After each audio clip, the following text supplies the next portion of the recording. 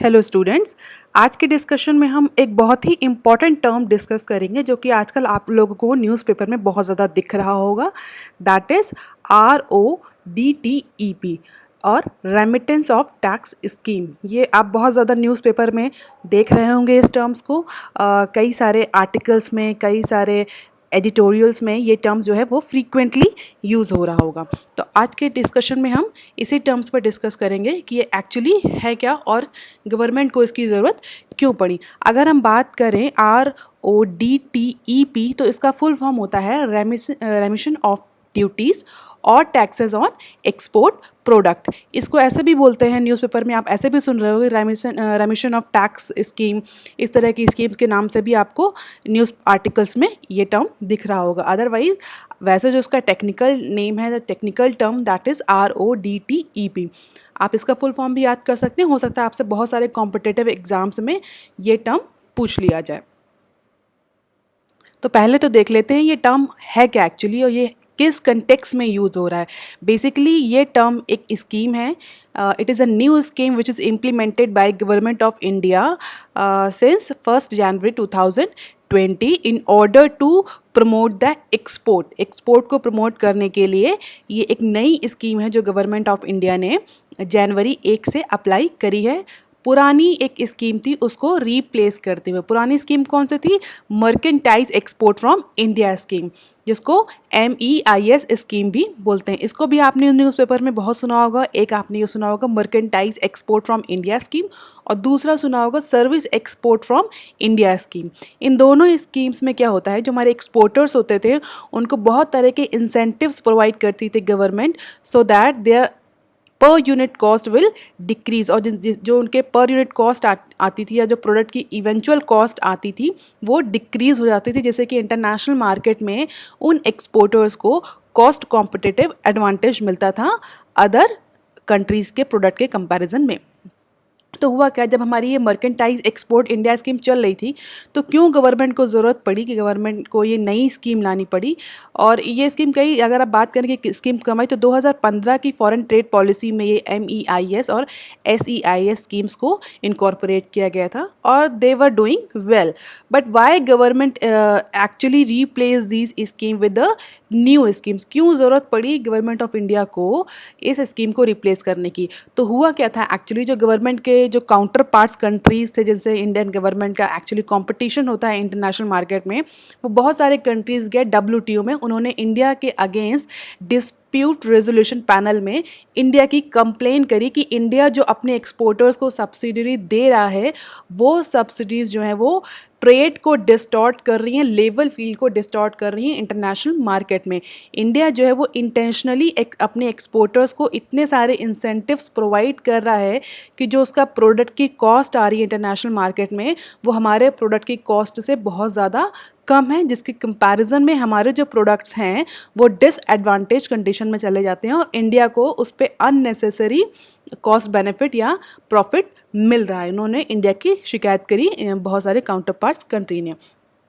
तो जो dispute resolution panel है, DRP भी बोलते हैं इसको, इसने इंडिया की MEIS स्कीम को रिव्यू किया और ये पाया कि जो इंडिया की MEIS स्कीम है ये WTO के नॉर्म्स के अकॉर्डिंग नहीं है। बेसिकली अगर हम बहुत जल्दी से बात करें कि WTO का नॉर्म क्या होता है, तो WTO का नॉर्म ये होता है कि जनरल नॉर्म कई सारे बॉक्सेस होते हैं, सब्सिडी बॉक्सेस होते हैं, जिसमें 2 बॉक्सेस बहुत होते, आपको शायद आपको जानना चाहिए 2 बॉक्सेस कौन से हैं। एक होता है ग्रीन बॉक्स और एक होता है एम्बर बॉक्स। ओके, तो ग्रीन बॉक्स में वो सारे सब्सिडीज़ या वैसे प्रोडक्ट्स आते हैं जिस पे सब्सिडीज़ जो है वो अलाउ होती है, या ऐसे प्रोडक्ट या ऐसे स्कीम्स जिनमें सब्सिडी देने पर जो हमारे काउंटर पार्ट्स जो हमारे अदर कंट्रीज़ होते हैं, जो अदर WTO के मेंबर्स होते हैं, उनको कोई प्रॉब्लम नहीं होती। एम्बर बॉक्स में वो सारे एग्रीकल्चर प्रोडक्ट्स आते हैं जिसमें जो कंट्रीज़ हैं उनको 10% ऑफ प्रोडक्शन कॉस्ट सब्सिडी देना अलाउ होता है अपने एक्सपोर्टर्स को।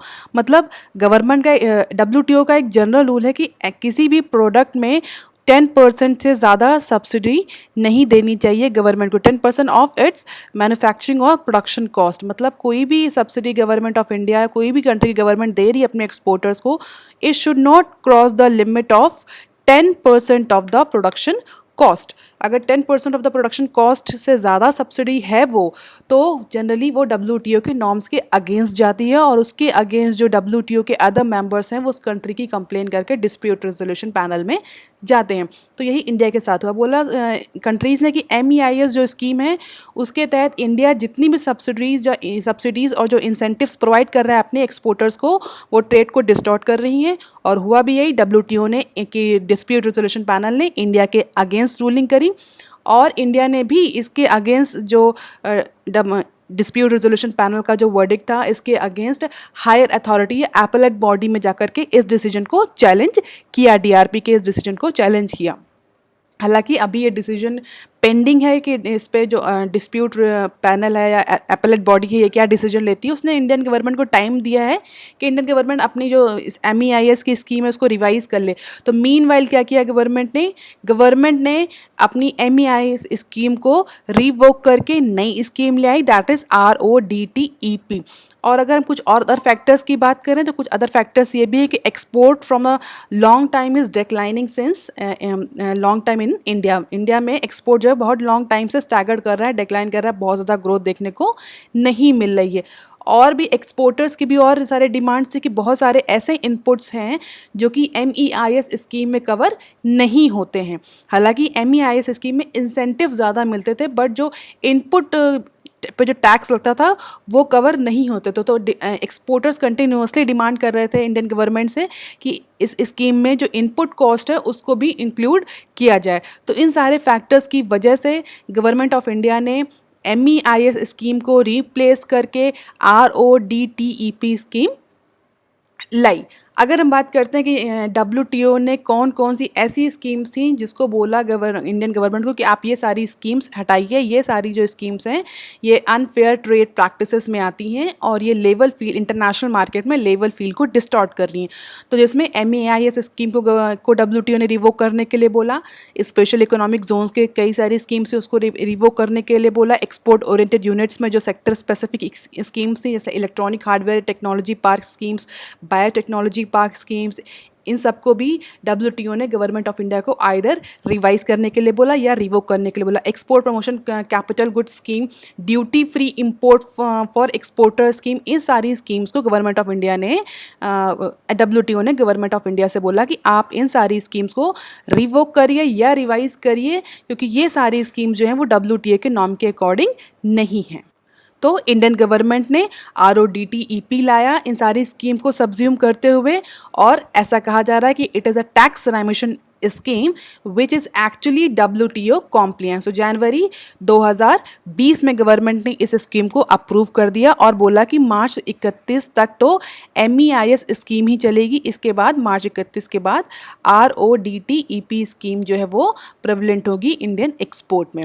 तो अगर हम बात करें इसके मेजर हाइलाइट्स क्या हैं तो it will reimburse the taxes and duties incurred by exporters such as local taxes, coal cess, mandi tax, electricity duties and fuel used for transportation.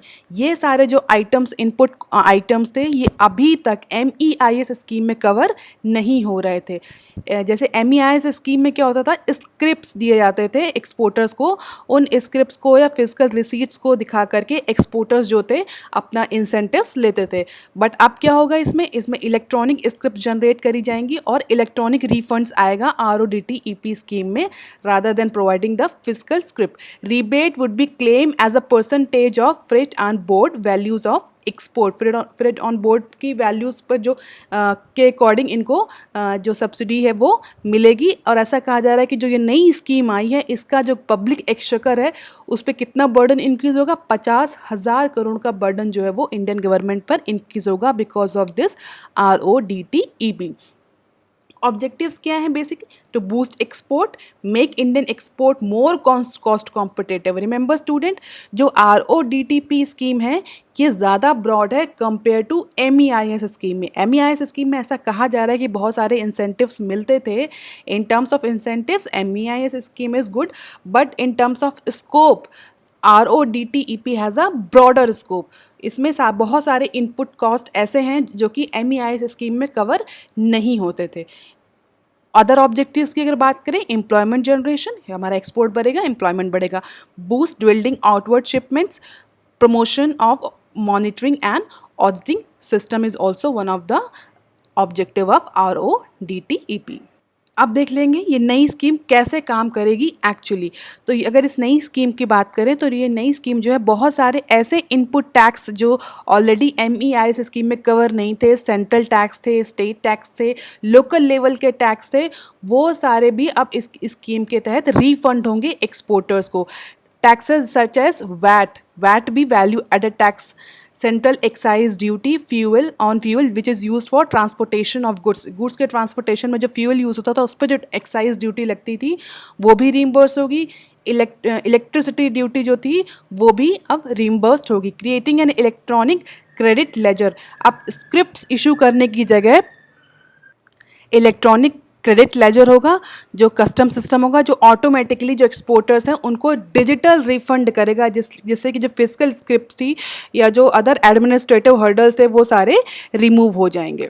तो अगर हम ध्यान दें स्टूडेंट्स तो बहुत सारी फैसिलिटीज़ जो हैं वो गवर्नमेंट ने इसमें प्रोवाइड करी हैं और बहुत सारे ऐसे टैक्सेस जो प्रीवियसली हमारी किसी भी स्कीम में कवर्ड नहीं थे वो भी इसमें कवर किए हैं। तो eventually government is targeting to make Indian export zero tax export. Zero tax बनाने के लिए इस पूरी स्कीम में गवर्नमेंट का प्रोविजन है कि जो इंडिया से एक्सपोर्ट हो उस पर टैक्स जो बर्डन आए जो एक्सपोर्टर्स पर वो ज़ीरो आए। इसको ऐसे भी बोल सकते हैं ज़ीरो रेटिंग ऑफ एक्सपोर्ट। कई बार आपसे किसी भी एग्जाम में ऐसे पूछा भी जा सकता है कि what is zero rating of export, तो आप भी जान के रखेंगे कि zero rating of export RODTEP scheme के तहत आता है, जिसका पर्पस ये होता है कि जितना भी एक्सपोर्ट इंडिया से हो रहा है, एक्सपोर्ट पर जो टैक्सेस हो रहे हैं वो सारे टैक्सेस एक्सपोर्टर्स को रिफंड कर दिए जाए और इवेंचुअली उस पर ज़ीरो टैक्स पड़े, जिससे कि जो हमारा पर्टिकुलर प्रोडक्ट है, इंडियन प्रोडक्ट जो इंडिया में मैन्युफैक्चर हो रहा है और इंडिया से एक्सपोर्ट हो रहा है, वो इंटरनेशनल मार्केट में कॉस्ट कॉम्पिटिटिव बना रहे। कंक्लूजन क्या है? Benefit still need to be seen, क्योंकि बहुत सारे अभी जो डिटेल्ड गाइडलाइंस हैं वो गवर्नमेंट की नहीं आई हैं, बट जो ये नई स्कीम है ये WTO कॉम्प्लायंट है। ऐसा कहा जा रहा है कि WTO के सारे रूल्स को फॉलो करते हुए है। हालांकि बहुत सारे एक्सपर्ट ये कह रहे हैं गवर्नमेंट को इस बात का ध्यान रखना चाहिए कि अंडर दिस स्कीम भले ही आपने स्कोप जो है वो ब्रॉडर कर दिया है, बट जो एक्सपोर्टर्स हैं उन पर बर्डन नहीं बढ़ना चाहिए या उनको इंसेंटिव्स उनका घटना नहीं चाहिए, उनको इंसेंटिव ज़्यादा ही मिलना चाहिए इस पर्टिकुलर स्कीम में। तो अब आगे इसका क्या इम्प्लीकेशन होगा, ये स्कीम MEIS स्कीम से ज़्यादा अच्छी साबित होगी या ज़्यादा ख़राब साबित होगी या कैसे साबित होगी, ये आगे देखने वाला टाइम है। आज के न्यूज़ डिस्कशन में, आज के इस टॉपिक के डिस्कशन में इतना ही। अगर आपको पसंद आया तो please like, share and subscribe. Thank you students.